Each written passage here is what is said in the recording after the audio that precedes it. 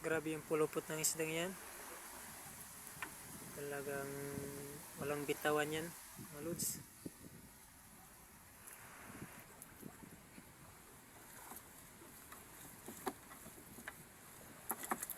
Talagang pinahirapan si Idol ah. Ayan, nahuli rin.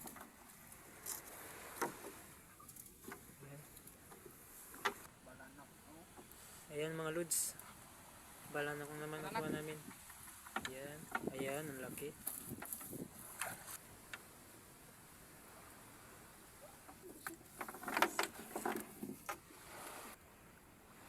Ayan guys, Ano yan, Idol? Anong tawag dyan? Shells? kumang. Ah, kumang daw mga Idol. Tsaka yung isa daw ano. Ewan kung anong isda yan. Hindi ko alam kung anong pangalan. Ayan, ayan Idol, anong pangalan ng isdang yan? Puti-putian. Ah, mga putihan daw mga lods. Ayan mga Idol. Nakakuha na naman mga Idol si Idol Lutoy ng ano, pusit. Ayan.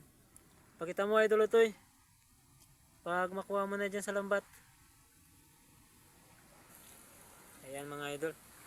Ito daw Idol Lutoy. Pakita mo. Wow.